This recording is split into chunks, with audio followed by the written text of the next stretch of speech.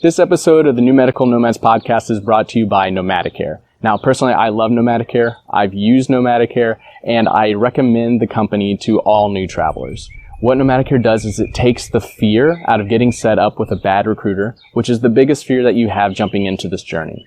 So they sit down, they interview recruiters, they vet them, get them on a list, and then provide them to you as a free service, as a free recruiter matchmaking service in order to get you started on your journey. Now, usually you only get 2 recruiters going through Nomadicare, but being a listener of the show, you can get 3. So this is how it's going to work. You go to nomadicare.com/Dylan. You will get set up with 3 recruiters to be on your dream team, as well as a guide to get you started on your journey.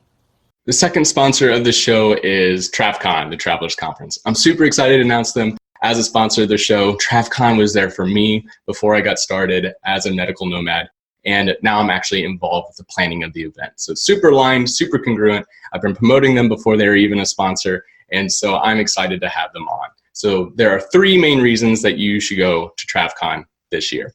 Number 1, value. This is the cheapest conference to go to as a medical professional, and also the only place that I've ever felt like royalty when you're walking in and all these staffing agencies and all these recruiters want to talk to you, and you're bumping elbows with these travelers and they're interested about your story, about where you're coming from and what you're doing, and it's overall just a really good feel-good event. Number 2 is education and growth. So this conference was founded on the realization that there's a lot to know to be a medical traveler, to be a medical nomad. And so this is where you go to get the most updated tax information. This is where you go for those really niche specific questions on what's it like to travel in an RV and what's it like to travel to Hawaii. And then third, community. This is where a lot of my traveler friends that are very near and dear to my heart right now, this is where we met. So this is where the relationship sparked. It's also one of the only places that you get to go to and see the leaders and meet the leaders of the industry, both on the staffing agency side and on the traveler side, and also get to meet your recruiters face to face that you've been working with. So TravCon is always in September every year. TravCon is also always in Las Vegas. The link is going to be in the show notes for you to get your ticket. I'll be at TravCon. All my friends will be at TravCon. I hope to see you there. Dr. Steven Stockhausen, where are you at in the world right now? Vallejo, California.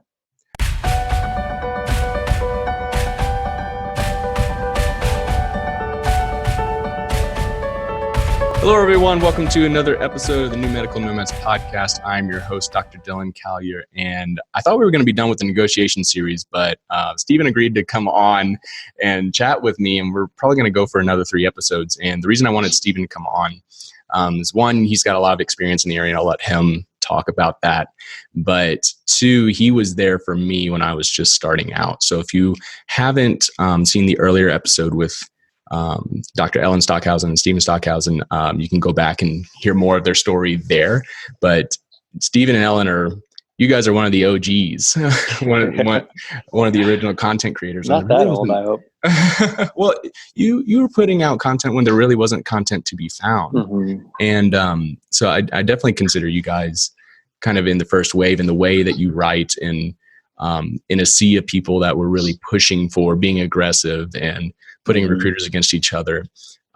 We're very different in how that you were explaining negotiations to me, especially when I was first coming on. But Stephen, I know you've had a lot of different roles during your travel stints with hiring people on. But if you want to just give the listeners a little bit of background on you and how you feel you've come to learn so much about negotiations as you do. Yeah. So, we've been traveling now I think we're in our 6th year as travelers. We were perm for about 2.5, 3 years before that. And over the course of all these travels, we've taken sort of non-traditional roles. So, one of our assignments, I joined up as just a staff therapist, but they were expanding. They had a need to have someone run another clinic.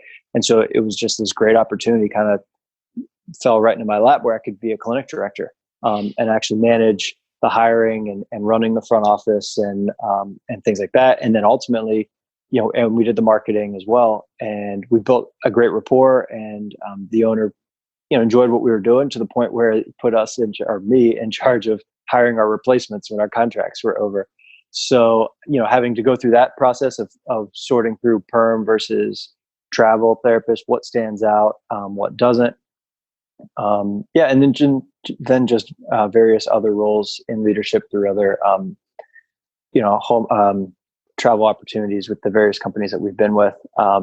We've kind of intentionally sought those out just because it's super simple to just put your head down and be that regular therapist, just like everyone else, and kind of hide in the shadows. But personally for me, and I know this is true for you, I don't think I'm going to travel forever. So I need to continually be building that skill set, whether that's as a clinician or in leadership, marketing, branding, whatever it happens to be. Like, we kind of always need to be moving forward. We can't just kind of stay still. At least that's my own personal perspective. So, and that's sort of where all this came from. Is I initially had interest in the hiring side of things, but then to kind of backtrack a little bit, the Alaska job where I was doing this role was only my second ever travel job. So I didn't know much about interviewing myself. And so I was more interested in how to hire. And then since then, we've taken who knows how many contracts in a whole bunch of different states. And we've been on the other side where I'm trying to get jobs for myself and my wife included. And so that's sort of how this all came around. Got it. That's awesome. I didn't realize it was only your second position when you're kind of pushed into the fire. Yeah, it was a big change. It was definitely a big change. I bet. Yeah. Just as we move forward with these conversations, I know we're both physical therapists, and through just my involvement in Nomadic here and the Travelers Conference, I'm going to do a good job of leading out for our nursing listeners or sonographer listeners or lab techs, whoever you might, of which parts are going to be maybe a little bit different from you versus therapy, because there will be. The main difference with talking about moving forward, when we get into interviews and we get into negotiations, most other clinicians are going to be communicating directly with hospitals, big hospital systems, whereas we have the advantage of maybe working for small home health, which some nurses can take advantage of as well, outpatient centers, which are privately owned. And so we have a little bit more flexibility when it comes to those positions. I'm not saying that we're not in large hospital systems, which we both held positions us with that as well. If you're listening to this and you're like a nurse and you're like, oh, this is going to be a PT jargon episode, we're going to do a good job of separating those out. But this will be a 3-part series. This first one's going to be about being valuable. And Stephen, you and I have had conversations about this. And I know that was one of the main inspiration points of starting PT Adventures with the blog post. But can you talk about your experience with when you were in school and kind of the perception that travelers had when you were first entering? Yeah, well, in physical therapy, this has kind of been a pervasive opinion that we've talked to who knows how many travelers have the same thing, but we were pretty much told that travel therapy is where clinicians go to hide. There's less oversight. You're moving around all the time, so no one can really figure out that you don't know what you're doing. And obviously that's something we're trying to change. And I don't think it has to be that way whatsoever. My wife and I both happen to be board certified orthopedic specialists. And I can't tell you the number in the last 2 years compared to, we've been running the blog, I think now for 5 years or so. And just in the last year and a half or 2 years, I've had so many more people with crazy letters after their names that I got to look up because I don't even know them. And, we're having very highly trained clinicians starting to come into this world of travel. And so it's, hopefully that perception is going to start changing. Absolutely. And I know we've talked about some personalities that we've seen come across. And I think I was talking with Julia Kuhn at Traveling Traveler about certain types of persons that kind of, I need to make more money because I have more student debt. Or I see that a lot, especially in the physical therapy world, because obviously that's more content that I consume. But you have over 6 figures of debt, so you should be making, X amount more. And when we talk about being valuable, that doesn't really bring value to the table. That's just you kind of complaining about this debt that you have. It's not going to be a very effective strategy when you're actually facing somebody and trying to convince you that you have more worth than what's offered. Yeah.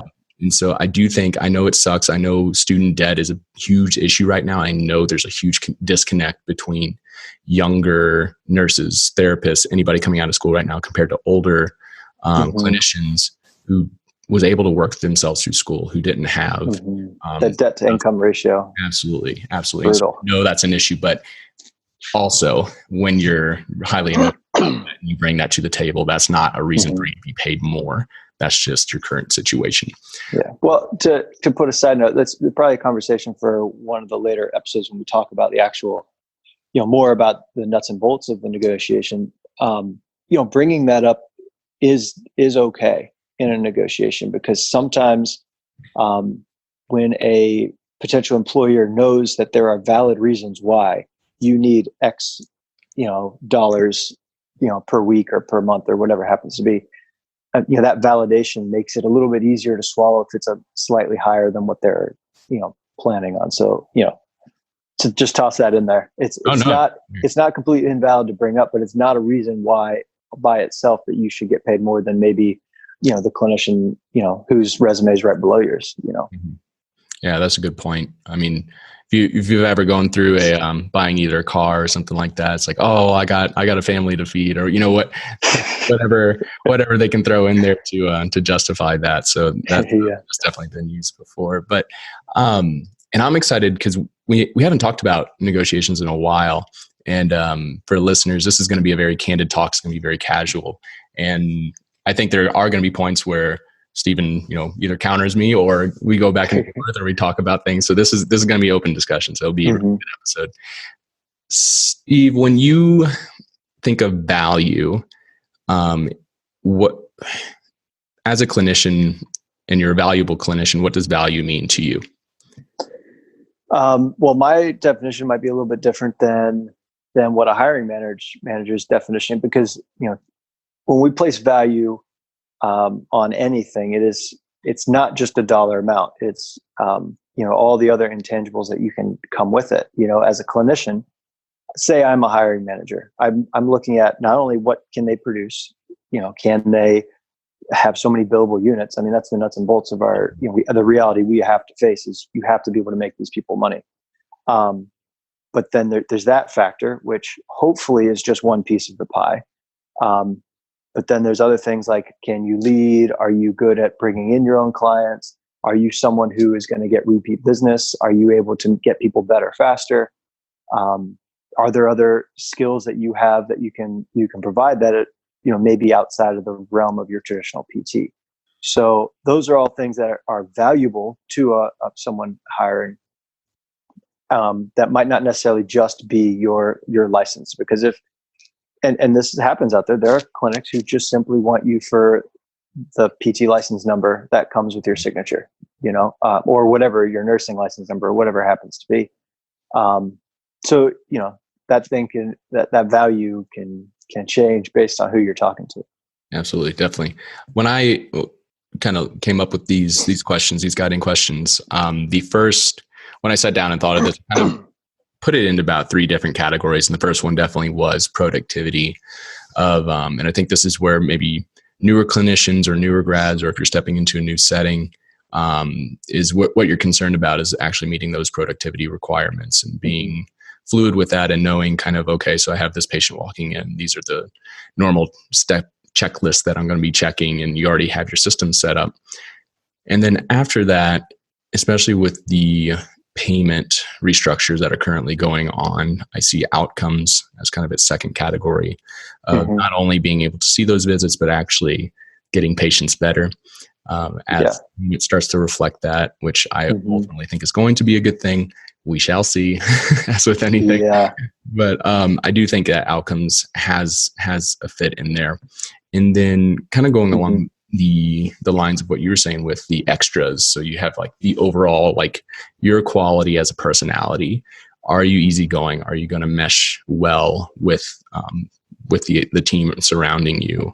Are you flexible? Are you actually open to working weekends? Are you convenient? Are you there to actually help? Or are you going to be pretty stickler about your hours, 8 to 5, and I better have high maintenance off?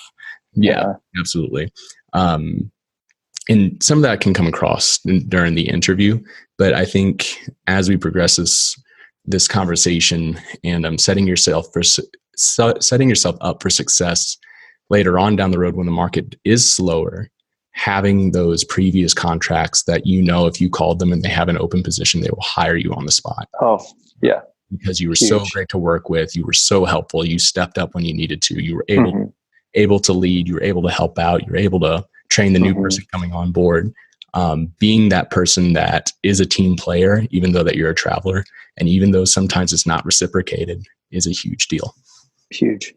I mean, that's been a game changer for us, and it was a big deal. We actually tried to go perm shortly after the Alaska contract, because I think it was about 6 months after that Alaska contract, we tried to settle back down and go perm, and it kind of went sideways super fast. It's another story for another time, but the job basically fell through after only a couple of weeks, and we were thrown into a situation where we didn't have anywhere to go, but we had a home health agency in the Central Coast of California that had just absolutely loved us, and separate from our recruiters, we just called them up and said, "Hey, this happened to us way sooner than we thought. We're kind of desperate. What can you do?" And sure enough, they took us, no questions asked. They gave us whatever date you want to start. We have a need. We want you guys here. And, I think we did a cumulative 13 months with these guys at 3 separate contracts. But, right there, we were able to find the job ourselves. So that saved our recruiting agency some money. So they were able to sweeten the pot a little bit. It was just, the best situation possible because we had done a good job and they appreciated us. So definitely. Stephen, when you are ending a contract, do you always get offered an extension? Or like, will you please stay? We have never not been asked to stay perm or asked, to extend. It is every single job we've had. So I think it's obviously the pressure is there on the facility side. I shouldn't say pressure. The incentive is there on the facility side because they don't have to train somebody new. They don't have to go through the hiring process. But I think it does speak volumes for when you're able to come back to that facility and they remember you. And you stay in contact, or every now and then you'll get a text and they'll be like, "Are you looking for a job?" Yeah. Thing. And maybe it is a place that you'd love to go and work back at, or sometimes it's like, "Ugh, I need to block this number." Yeah. Yep. Yeah. Stephen, there was I don't know if it was a book or where I was picking it up, but I know that you've hit on it before, but I wanted to talk about the difference between actual value and then perceived value. Could you give a little background? Yeah. So those two words work really well when we're talking more goods than people. So whenever we're purchasing, something, say it's your car or whatever it happens to be, you have a value of that automobile is the dollar amount that, it's being sold for or whatever. But, if this is, say we're buying a Ford Mustang. So, a Ford Mustang to me is just worth I don't know how much a Ford Mustang even costs, but it's whatever it happens to be as the price tag. But to someone who has a generational history of them and their dad and their grandfather all drove Mustang Cobras or whatever it happens to be, or Shelbys or whatever these cars. I'm not a car guy at all. Sorry, I'm probably slaughtering this analogy, but to them, there's a built-in extra, emotional, like a heritage behind this automobile, and it's way more than just 4 tires and a motor, so the two of us have a very different value. I would not want to pay very much for this car because I could care less, but for them, it's something that they're living out this heritage for. There's a lot more behind that. So, that would be the perceived value for that individual would be different than what the value of the actual price tag is.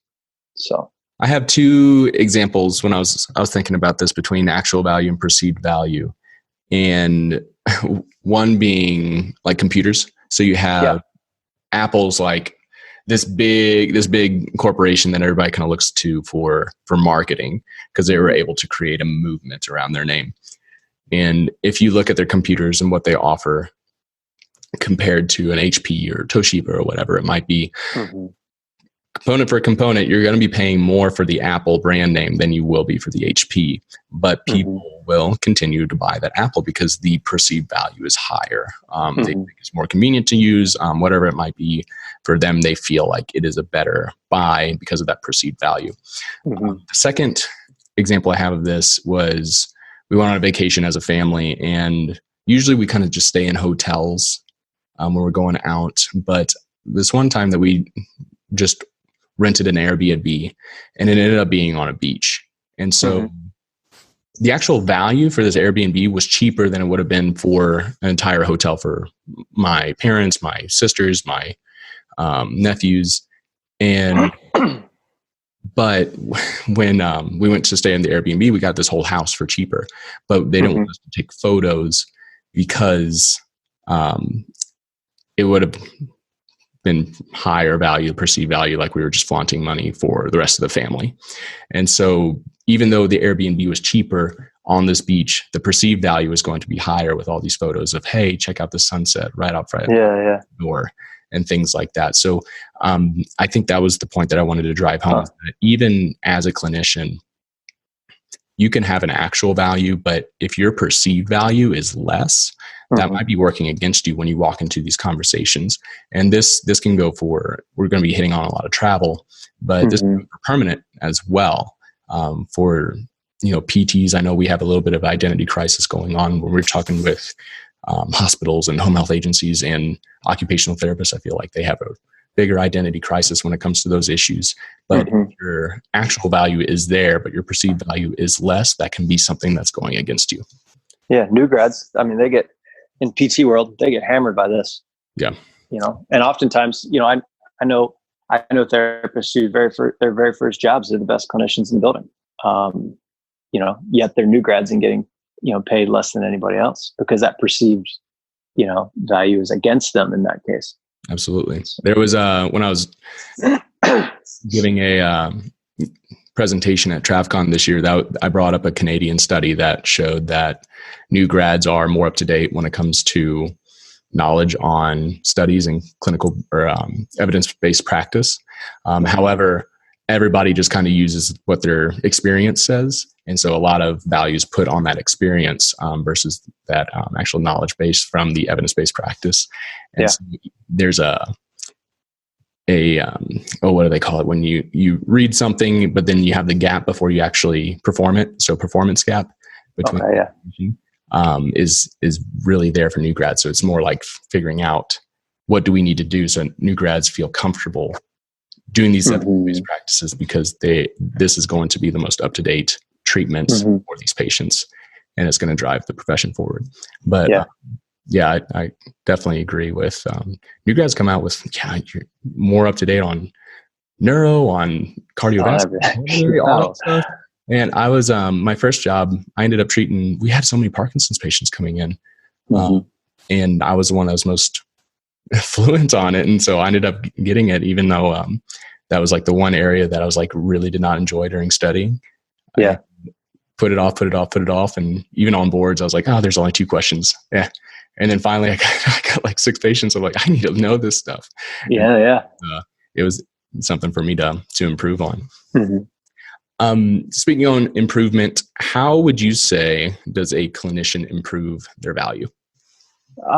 So obviously, it's your education. It all comes down to how well you plan out your career, pretty much. So our big recommendation, we carry the OCS.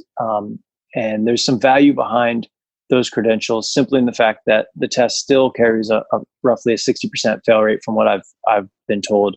So it's, it's hard to pass this. And so therefore, it carries some value if you're able to, get through it on your own.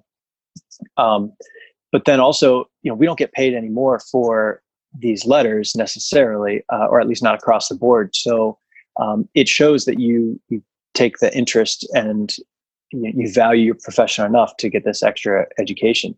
And you can do this not just with board certifications, but you could do it with any sort of notable continuing education, because unfortunately, if you're looking at it as far as with the job acquisition perspective, you need to have continuing eds that are recognizable.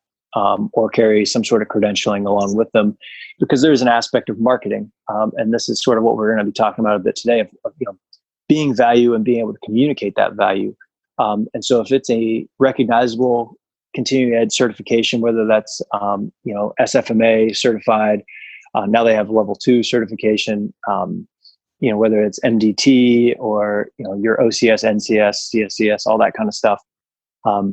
These all are notable within the PT world for clinicians to have. And not only will it improve your skill set, because you're going to learn all those, those treatment approaches and things like that. And hopefully you're choosing to stay within one sort of train of thought as far as your continuing ed goes, because there's a very big difference between the McKinsey folks and the Maitland and, all that sort of stuff. You get to the same result, but it's a totally different pathway. So, not to confuse yourself, it'd be best to kind of stay within one lane until you finish and then go to another one. But yeah, all of that is really, really helpful. And you do need to be more purposeful than just taking the random shoulder course or the hip course or whatever it is that's offered by your travel company. I mean, most of the online CEUs offered by travel companies are just a joke. They're terrible. You're not going to learn anything in the vast majority of those. If you can go with something that has a system of evaluating your client, evaluating your patient, sort of that algorithmic thinking, which your SFMA does, your Maitland does, your McKinsey's, all of those, and I'm missing a whole bunch of others, but all of them have that way of looking at a patient, and you can carry those skills throughout. So not only are you getting something that's recognizable on your resume, you're actually getting people better, in the end. So yeah, glad you hit on that. And that was kind of my next question of how does the value affect how you choose these continuing education that we have to get every year, 2 years, 1 year, whatever, for your licenses. And I know there was a lot of PT jargon in that, but for the nurses and techs listening, if you're doing continuing education, there are ways that you can choose, ones that might be, you could consider more popular. Sometimes they're not always actually more valuable than some others. So for example, you might have a week-long course. It's a full week, but it's pretty minute or it's very niche, and maybe it's on lymphedema or something strange like that, or not strange, but something really niche that maybe a certain setting might not really know that much about. And so when they see that, they really don't understand the value that it was an actual week long, but then they see the one that you did that was a 3-hour online course because it had the popular name of the person that, made it. And that's the reason they're calling, not for the week-long one that, really added a whole new skill to your toolbox or to your backpack. I hate using the term toolbox, for your backpack of skills, versus the one that, was more recognizable. So when you're picking out things, if you're newer to this, if you're trying to make yourself more marketable, choosing ones that are easily recognizable from the person that is hiring you, or choosing ones that have popular names. So if there's somebody who's really prominent in your area and they have a course out there, you can take it and tag their name on the end of it to make it stand out. Mm-hmm. Yeah, and this, you got to add that caveat that we're talking about if you're looking at CEUs from the job acquisition standpoint, because obviously if you're super interested in one area of your profession, you need to dive deep into that one area of your profession. We're not saying that that's like, you can't do that, but if from the perspective of acquiring whatever particular job it is that you're going for, or the most jobs, you do need to be pretty mindful of it, just as we've been talking about. But if you're really, really into Parkinson's or whatever it happens to be, go through those LSVT programs or the power programs or whatever it is, and really dive in, because it is your career after all. Definitely. And I think you just pick up, like you were saying, any type of education is going to impact you and your care moving forward, whether it is for a specific diagnosis that's going to carry over those treatment strategies to other ones that you see that are maybe Parkinson's-like diagnosis and things like that. Coming back for improving value, again, I guess I think in threes because I had like 3 in mind. One is experience. The longer that you're in and the more that you're doing, the more marketable you will be The longer kind of, the list of jobs go down, at least that is specific to that setting. If you're a therapist and you have the ability of bouncing around, but for the nurses that kind of have to stick in one area, the longer you're in it, the more excited the person hiring is going to get. 2 would be skills for the continuing education, always looking for that next way to level yourself up, to become better and better and better as you hone in on your craft. And then the third one was that I wanted to hit on was convenience. And I think this is going to be something that you can be valuable, and especially for new grads or for newer travelers that are having a harder time kind of getting those phone calls for those interviews. If they're looking for a 13-week person to work and you come forward and you say, hey, I'm actually open to work 6 months, that's going to be incredibly valuable to the person that's hiring you. And that's an easy way for you to not, because if you're, if you were looking for actionable steps moving forward from this podcast, what can you do now to make yourself more valuable? It would be being more convenient. So can you open up to weekends? Can you open up the length of time that you're going to stay there? If you're a nurse, can you open up to working nights, or can you open up to working, kind of these longer 4-10 shifts, or maybe it's the 5-day shifts that you don't want to work. Whatever it might be, you can open yourself up to that, and that in itself will be more valuable to that person, even though you haven't gotten more experience and you haven't done the CEUs. That's something you can do right now in order to get that job if you're having a tough spot. Did you have anything that if somebody was listening to this, that in the next 2 weeks, they could make themselves more valuable? In the next 2 weeks. Yeah, something quick and actionable that they can do right now. So, I don't know about some of the other allied professions, but, PT, OT, speech, the online platform, I was just dumping on online CEUs, but the online platform of Medbridge does have certification programs that you could work through. And, I just completed a little running certification for, assessing and addressing running injuries. Not that I'm doing it right now in my home health, but, talking about developing your career, that's something I'm very passionate about. And so I wanted to learn more about it. They've got some other certification programs in there that you could easily accomplish within 2 weeks. And that's a good option. I'm a big fan of having on my resume community presentations. I think that for the physical therapist who has any interest in outpatient work, being able to talk to the public comfortably about a medical topic is very valuable, because that's very good publicity for the clinic, whatever clinic is that you're going to be working at. And, you can knock one of these out in, a nighttime if you really want to buckle down. And, I believe we wrote an article about it on our site. I think we have one. We have a course as well. So in the course, we talk about it a little bit, but that's another quick and easy way to boost your resume, at least. But it is, to be honest, that's not one that's going to make you stand out just on a stack of resumes. Someone would have to already be digging in and find that kind of buried near the bottom. But those two are really simple ways that you can boost your value quickly. Definitely. And that's something, if you're listening to this and you're currently going through some certifications, it might not be on the resume, but that's something you can bring up during the interview. And that has made me stand out when I was trying to get into home health, had no home health experience, happened to get the interview, was on the phone and said, hey, there's this 9-part series that I'm going through on Medbridge right now that walks me through the Oasis. And I was already like halfway through of it at the point, and I was able to talk about it. That showed my commitment to the setting. And so their primary concern was, is this a traveler that's just interested because it's more money? Or like they were very curious on why I was coming from outpatient. So I was able to talk about that and talk about that course I was currently taking.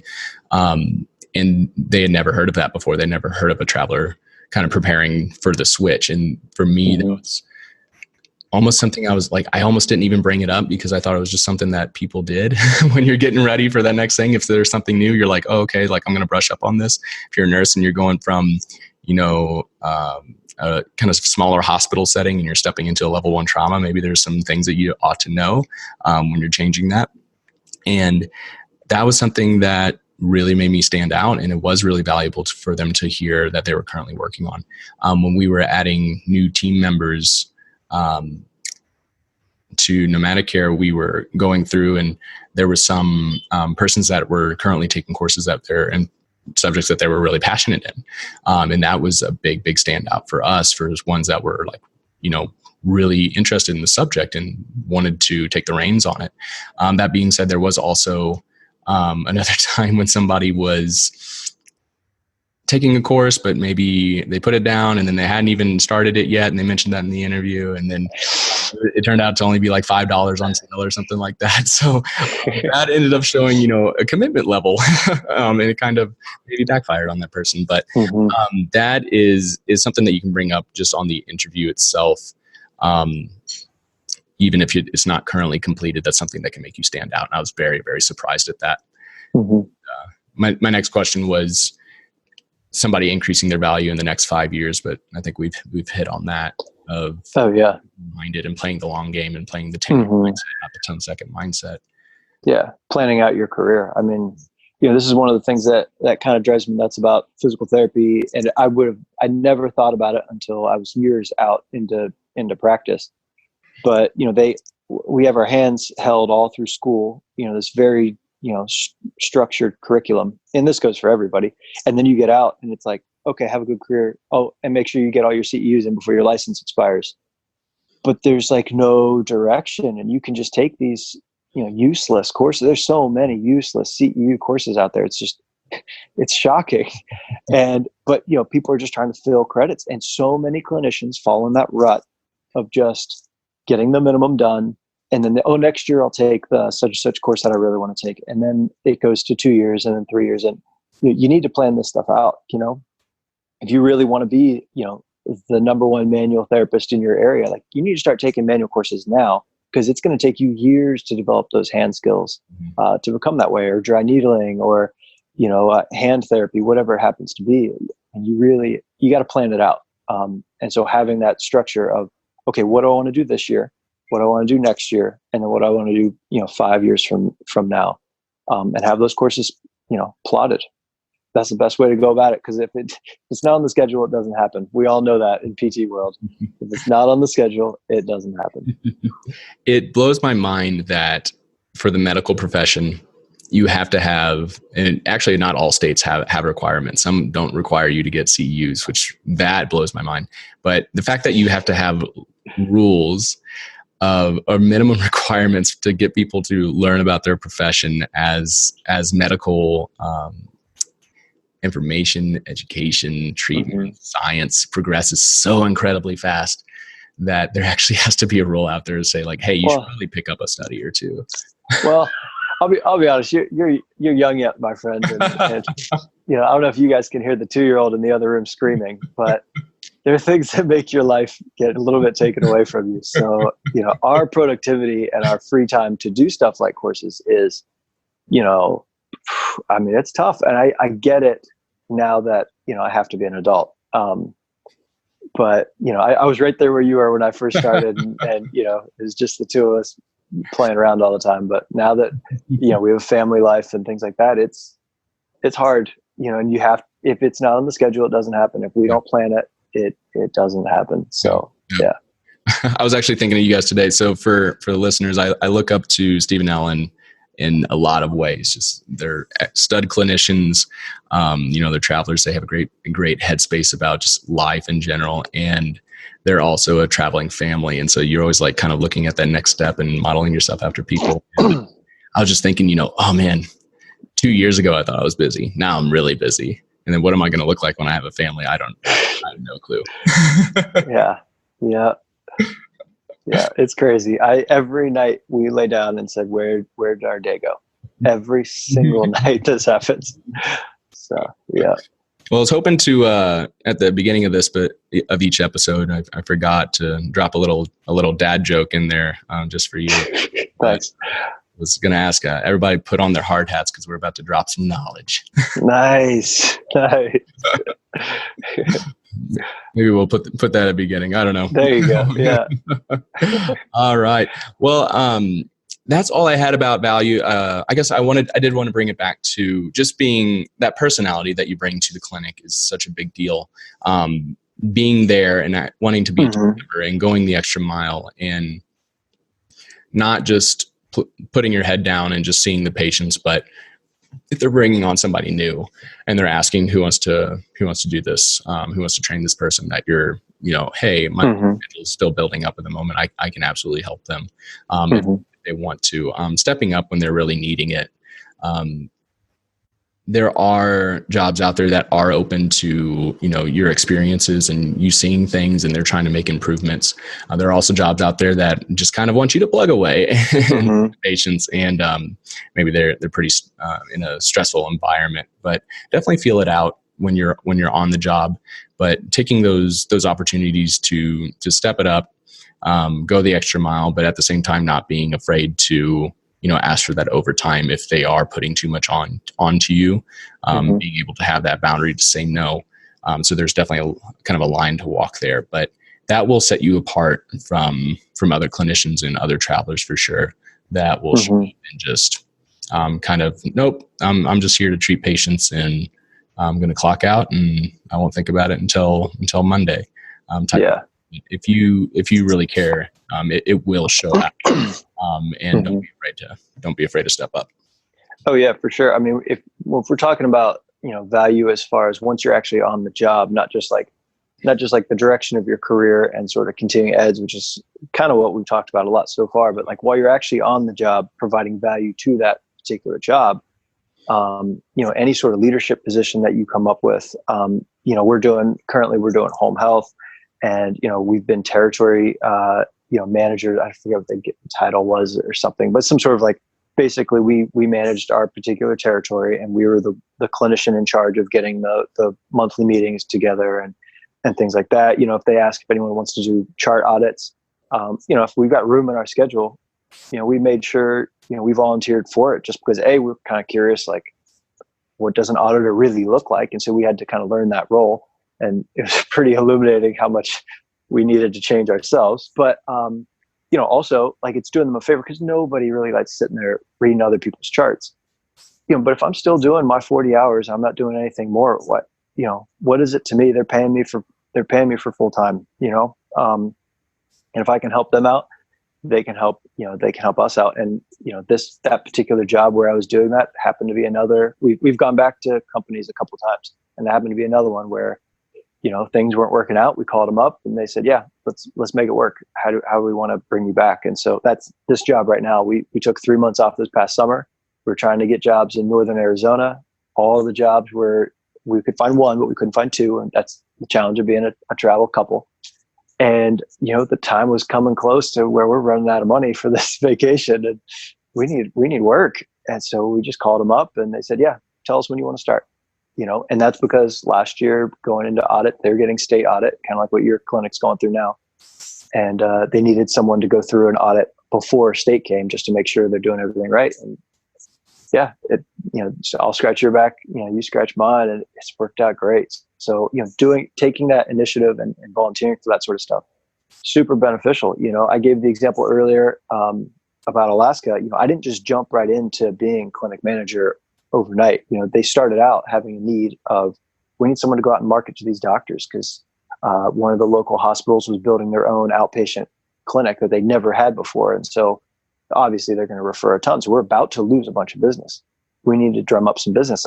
Yeah, sure. Why not? I'll go out. I mean, I'm getting paid 40 hours guaranteed as a PT anyway. So I don't care. I'll treat patients, or I'll do that. And, I'm growing a skill set, and I'm showing willingness to do something different. And eventually they say, hey, we want you to, take this other role. And that was better than anything I could imagine. I never foresaw that coming. So, building those extra skills, but then also, helping a clinic out, it's a win-win. I mean, you can't go wrong with doing stuff like that. Definitely agree. 100%. Oh man, there's another point. Most of the past like three contracts I've been on, we've gotten through audits, and it's just a very stressful time. And you can be that kind of calm person to just take that extra stuff, because they're doing a bunch of extra stuff for the auditors coming through. you can be a real lifesaver when it comes there. Just finding those what might be viewed as an inconvenience for some, and really trying to think of like, how can I, and this is going to sound super selfish, but how can I win this, or how can I turn this into a winning situation where this works out? And just keeping an eye out for that. I think that will absolutely set yourself for success up. Thinking the long-term game as a traveler, even though most of us only travel 2-3 years, something like that, before settling down. Taking those interviews, even when you're pretty sure that you're not going to get the job, but just getting your name in front of them, actually calling them on the phone, and that's going to put you ahead for next time when you're in that area or still trying to go to San Diego or whatever, high profile place that you're trying to get. Even if you're pretty sure they're not going to do it, like submit it now. Long term, and keep track of that contact. That's one thing that I wish in hindsight I would have done better, because I've talked to so many clinics, interviewed at so many jobs that are great sites, and it just didn't work out for X, Y, and Z reasons. And I kind of kicked myself that a couple of these places I don't even have the clinic name written down anywhere. I don't remember who it was I talked to at all. But it was a great conversation. They offered us a job. It just didn't work out. Maybe the timing or the money or whatever it happened to be. So, every single interview that you do is a chance to practice your interview skills, and it's a connection that you can, possibly leverage in the future for you or for them or both of you to benefit from. Definitely. Holding on to the contacts definitely is a must. I keep thinking of things and they just fall away. All right. But next episode that we're going to be doing, for those listening, we are going to be covering communicating value. So this is a good segue into the next little bit here. But Stephen, if somebody's listening to this and they're really, really interested in learning more about you, where can they find you and Ellen? And then I also want to make sure that everybody knows about your course, and we can talk a little bit about that at the end. Yeah, we run a blog, ptadventures.com. We've been doing it for a few years now, and there's over 100 articles. And the thing I keep talking to people about now is it's gotten so many articles that there's a really good search bar. For whatever reason, we just went through your generic platform to WordPress. Oh my goodness, what's our platform? WordPress or WordPress. Yeah, it's just a simple WordPress platform. But for whatever reason, the search bar works really, really well. So you type in whatever it is you're interested in, and it'll pop right up, because the main site is just like, kind of like your news feed where it just streams most recent things. But a lot of times there's stuff that's buried that maybe you're interested in, negotiation, like we're talking about. There's a few posts about that, but they're buried in there a ways back. So I encourage people to use that. And then, you mentioned our course. It's through someone called Thinkific. They're just another host. And so it's ptadventures.thinkific.com. And, it's basically geared up towards both travelers, and then there's a separate course for people going perm. Honestly, they're like 90% the same, just some slight tweaks. And basically it's showing therapists, PT focused, how to build your career, how to plan that out from day one until you retire, because that's something that we don't ever get taught in school on how to do. And along the way, becoming valuable, communicating your value, and then finally negotiating your value. And we go into a lot of negotiating tips and tactics and actual like evidence-based approaches to negotiating, which is super helpful. And as PTs, and I think this is with most of the medical field, we don't like talking about money at all. But, a lot of new grads and a lot of therapists are just getting hosed by the contracts. And so this is a way that we can take back kind of control of our careers by putting it down the path that we want. And then you should get paid for the value that you're able to provide, and making sure that you feel comfortable doing that, and that's the goal of the course. And from what we understand, people seem to like it. So it's going pretty well. Yeah, absolutely. I was doing a little bit of digging, and I stumbled on the Senior Rehab podcast that interview Dustin 2 years ago with Dustin. I think it's got a different name now, like GEROS or something. It's really good information for those that are getting into home health, physical therapy. But you had a line in there, and it was you don't have to be greedy, but you don't have to get hosed either. And I think that spoke so well to a lot of clinicians because we're so empathetic. And when we deal with these persons who are doing more contract negotiations and things like that and talking around money, I think we do tend to shy away or feel kind of yucky about it. And something that is what it is. But hopefully, we extrapolate this out to, private practice owners they're feeling it so bad right now. Their reimbursements dropping and dropping and dropping. And it's because none of them feel comfortable enough standing up against insurance companies. And so this happened when I was working perm. The clinic owner tried to negotiate a contract with a insurance company, and they said, we don't want to pay that much per visit. We're just going to go and we'll just keep sending everyone to the people down the street. And they knew that the guy down the street wasn't going to renegotiate. And it's technically price fixing for us to tell everyone what we charge. So, if we all don't stand up individually, it's never going to happen. So, this happens for clinic owners, not just for people getting jobs. So we all need to be more comfortable talking about dollars and cents, because it is our livelihood after all, And just going back to the course, I took the course and there's a lot of just really good information. Again, the headspace I loved because it's not just tactics on how to increase that pay or psychological tricks or whatever. It's actually a blueprint to make you a more valuable clinician, a more valuable person to this organization, whether you're perm or travel or whatever it might be. And it was organized really nicely. And that's how we're organizing these podcasts, just with this free flowing conversation. And it is much cheaper than the value is. So before Stephen realized that, everybody should go check it out. All those links will be down at the bottom. And also, we talked about this with like books that are just theories and they don't really you're kind of left wondering okay, how am I supposed to apply this? It's very straightforward on how you can apply this step by step moving forward. So I'm also a very big fan of actionable stuff to consume, and this course actually absolutely hits it on the head. But every lesson has an actionable step at the end. So that's awesome. Yep. Oh yeah, you had the quizzes too. I forgot. Yeah. It's almost like you keep you on your toes. yeah, imagine that.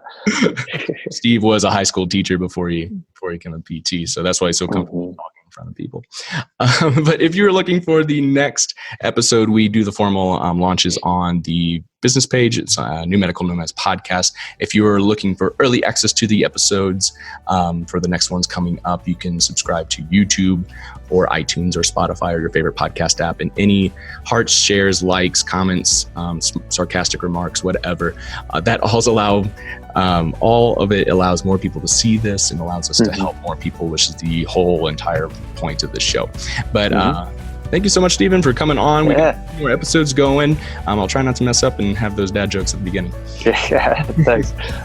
Thanks, man.